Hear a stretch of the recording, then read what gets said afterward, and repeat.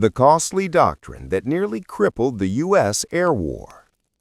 Imagine being a bomber pilot flying deep into enemy territory in 1943, knowing the odds were stacked against you, a 57% chance of being dead or missing before completing your tour. For years, U.S. air doctrine declared the heavy bomber invulnerable, capable of defending itself without a close fighter escort. This belief was an article of faith among top brass until horrific losses over Germany proved it a deadly lie. Then, in the dark winter of 1944, a dramatic two-line slogan change by the new commander of 8th Air Force, Major General James H. Doolittle, completely rewrote the rules of engagement. It was a strategy so controversial that it dismayed bomber crews, but so effective it won the Allies' air supremacy, paved the way for D-Day, and ultimately broke the back of the Luftwaffe. In January 1944, the new commander of 8th Air Force, Major General James H. Doolittle, was visiting his subordinate commander, Major General William A. Kepner, at 8th Fighter Command, when he noticed a slogan on the wall. It read, "The first duty of 8th Air Force fighters is to bring the bombers back alive." Kepner said the sign was there when he got there. Doolittle told him to take it down, that it was wrong. A new sign went up. "The first duty of 8th Air Force fighters is to destroy German fighters." This was considerably more than a moment of fighter-pilot bravado. It marked a key change in strategy in the air war in Europe. "As far as I'm concerned, this was the most important and far-reaching military decision I made during the war," Doolittle said. "It was also the most controversial." The fighters were no longer constrained to holding close formation with bombers. Instead, they would fly ahead, look for German fighters, and attack them where they found them. Bomber crews were dismayed at first, but the results were dramatic. Within a few months, the Allies had seized air superiority from the Germans and held it for the rest of the war. The average monthly loss rate for 8th Air Force heavy bombers fell from 5.1% in 1943 to 1.9% in 1944. It was part of a broader plan by Lieutenant General Carl A. Tui Spaatz, commander of U.S. Strategic Air Forces in Europe, USSTAAF, to destroy the Luftwaffe. Spaatz deliberately used the bombers as bait. By attacking the German oil supplies, they would lure the Luftwaffe up into direct combat, where U.S. fighters waited for them. German air power would be destroyed by attrition. The Luftwaffe managed a recovery of sorts later in the year, but its losses in the spring of 1944 were of critical importance. On D-Day, June 6th, the Allied invasion force was strung out for miles along the Normandy coast, presenting the greatest target of the war for German air power. The Luftwaffe was unable to mount opposition of any significance. The Spaatz-Doolittle strategy also demonstrated the error of pre-war theories, strongly held by Air Corps leaders, including Henry H. Hap Arnold and Spaatz, about the relative roles of bombers and fighters and how they could best operate together. 3 B-17s are attacked by a German fighter, top center, during a 1944 mission. Photo, Imperial War Museum. The bomber assumption. Between the world wars, the task of formulating doctrine fell largely to the faculty of the old Air Corps Tactical School, said military historian I.B. Hawley, Jr.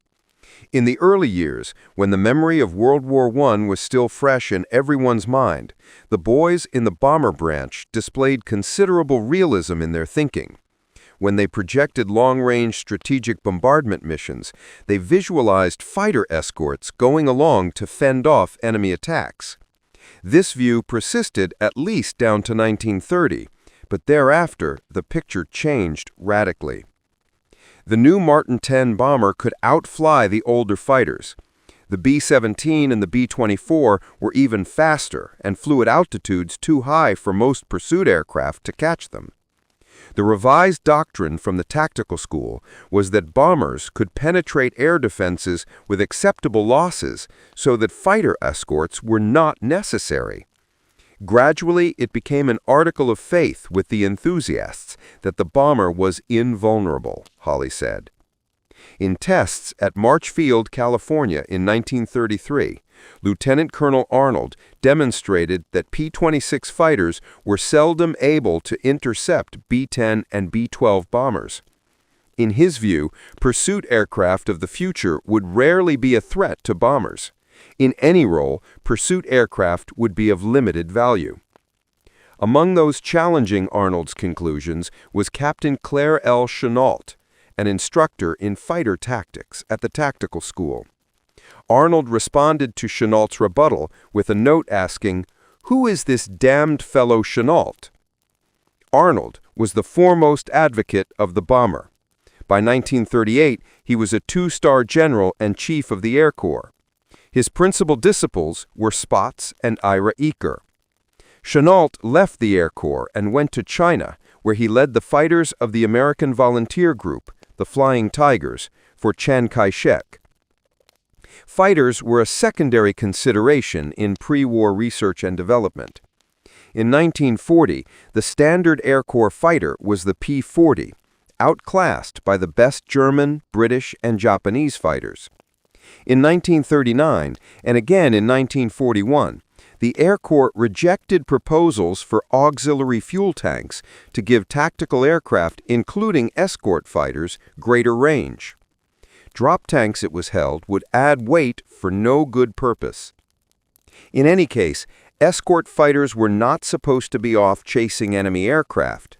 Army Air Force's Field Manual 1-15, Tactics and Technique of Air Fighting, said in April 1942 the mission of close escorts precludes their seeking to impose combat on other forces except as necessary to carry out their defensive role.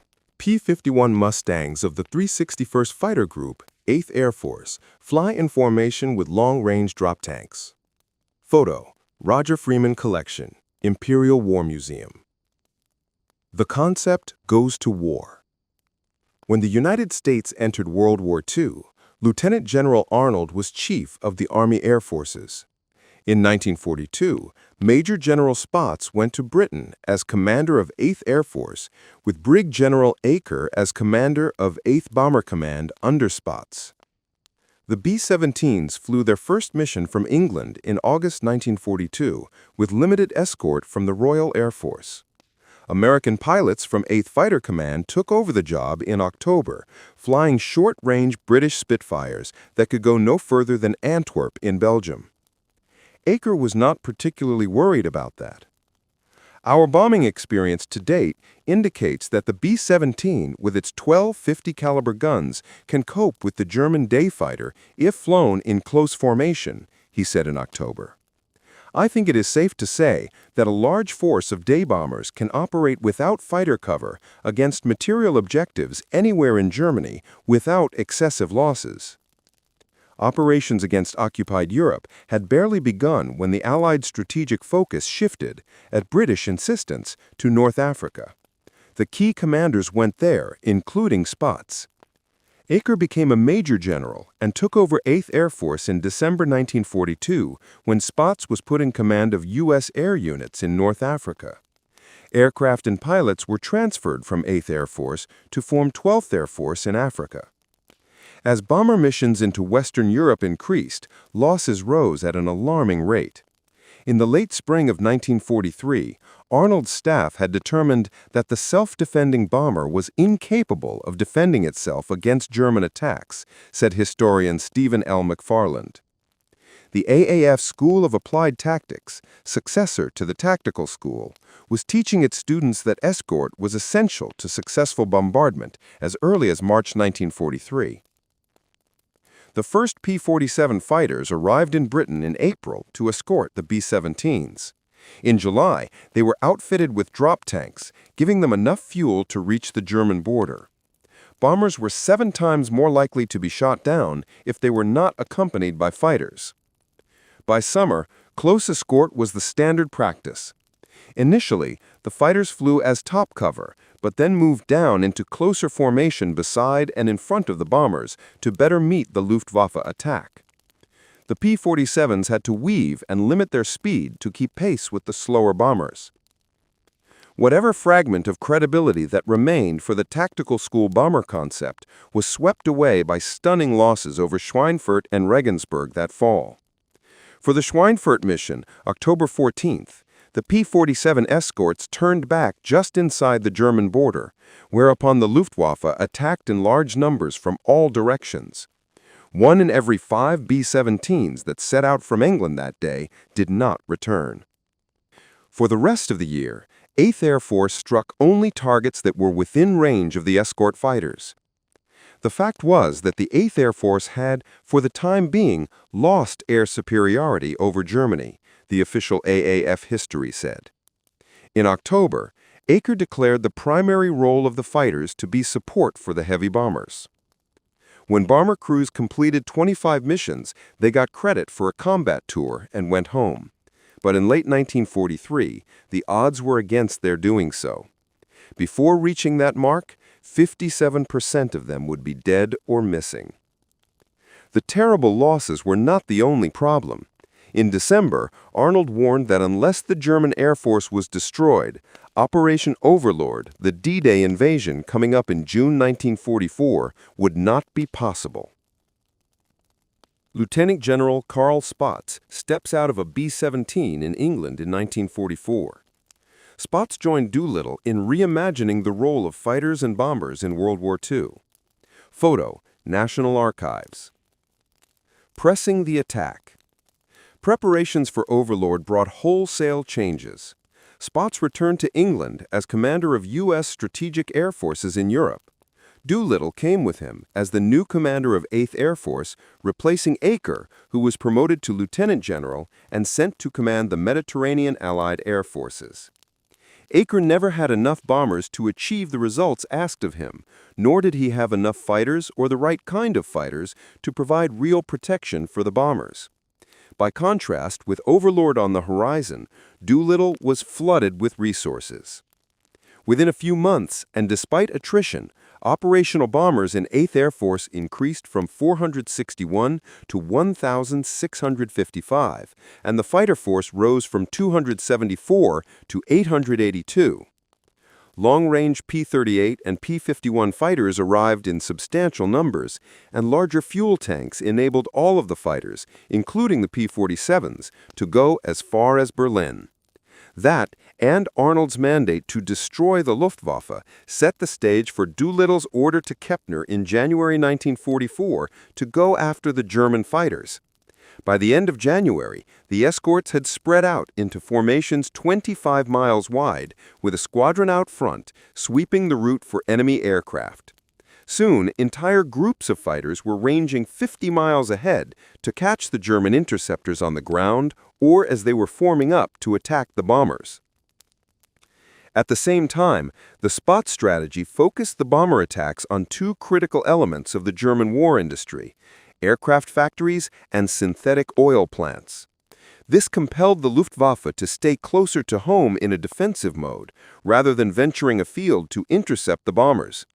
It also required them to come up and fight the P-38s and P-51s, which were tough opponents. British Air Chief Marshal Trafford Leigh-Mallory, the Allied Air Chief for Overlord, disagreed vigorously.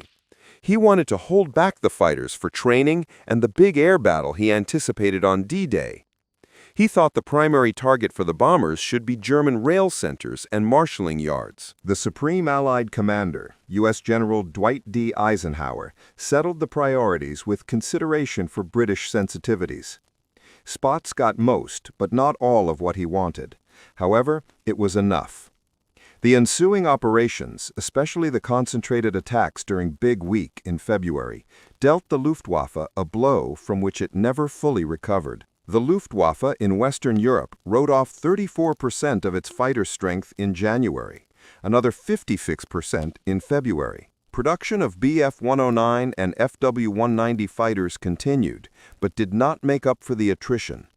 Supplies of aviation fuel dropped from 180,000 tons in April to 50,000 tons in July and 10,000 tons in August. Thanks to the genius of Hitler's armaments minister, Albert Speer, the Germans would eventually replenish most of their aircraft losses. They would not be able to replace the veteran pilots lost, though, and the new fighters would sit idle on the ramp for lack of fuel. A German Me-262 fighter being shot down by an 8th Air Force P-51, as seen from the P-51's gun camera in January 1945. Photo, USAF. On from Overlord. The Allies had absolute air supremacy on D-Day. The battle over the beaches predicted by Lee-Mallory did not happen. The Luftwaffe in France could launch only 70 fighter sorties on the first day of the Normandy invasion, and another 175 that night, with no significant effect. Allied forces moved inland, establishing forward air bases as they went, and rolling back the perimeter of the war in the west. The 8th Air Force loss rate improved sufficiently in July for Doolittle and Spaatz to raise the level for completion of a combat tour from 25 bomber missions to 35 bomber missions. The Luftwaffe was still able to inflict casualties, but the Allies, especially the United States, could replace their losses. The Germans could not. Already short of pilots, the Luftwaffe had to shut down its training schools for want of fuel. New pilots went into combat with barely 50 hours of flying time. The ground support role virtually ended as bomb racks were taken off fighters so they could concentrate on air defense. By late September, the Luftwaffe had almost abandoned the Wehrmacht to devote such fighting power as it had left to the Allied bomber fleets, the official AAF history of the war said. Practically all pretense of maintaining a bomber force was gone, and bomber pilots now flew fighters. Even so, the damage during the Big Week attacks to machinery and equipment at the German aircraft plants had not been as extensive as believed at first, and the Armaments Ministry was resourceful. For months, the Allies had been looking on the GAF, German Air Force, as a beaten arm, capable only of rare and ineffective retaliation, the official AAF history of the war said. However, Speer's ministry had worked its usual magic. Skillfully mobilizing materiel and manpower, it concentrated on the Bf-109 and FW-190 types and effectively dispersed aircraft production from 27 main plants to 729 smaller ones, some of which were located in quarries, caves, mines, forests, or just in villagers.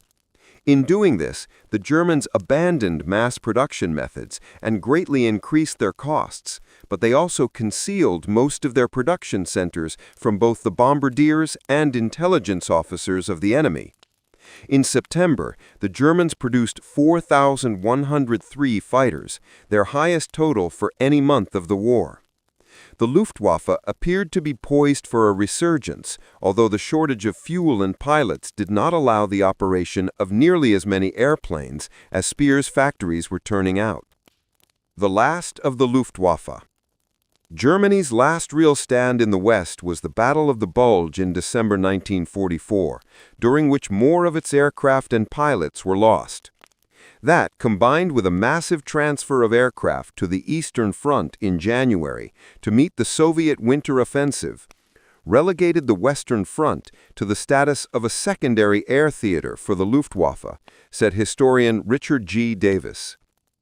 The Messerschmitt Me-262, the world's first operational jet fighter, first appeared in July 1944, and its numbers increased in the opening months of 1945. It was very effective against the B-17s and B-24s, but the Germans delayed Me-262 production, a bad decision by Luftwaffe chief Hermann Göring, and at Hitler's insistence, modified the design to make it a fighter-bomber instead of a pure air superiority fighter. For the Luftwaffe, it was too little too late. The Allied armies advanced without any serious threat from German air power. 8th Air Force flew its last bomber mission April 8th. There were no worthwhile strategic targets left. The Luftwaffe was never completely destroyed. When the Germans surrendered in May, they had about 3,000 frontline combat aircraft remaining, with no means to operate them. It is generally conceded that the air war against Germany was won during the phase of our operations between the beginning of February 1944 and D-Day, Doolittle said years later. The rate of attrition of the Luftwaffe's pilots exceeded Germany's rate of replacement. Also, the several months of reduced aircraft production during a crucial period created a shortage of reserve aircraft that was difficult to overcome. Thus, Germany was low in two essentials at a critical point: aircraft and pilots.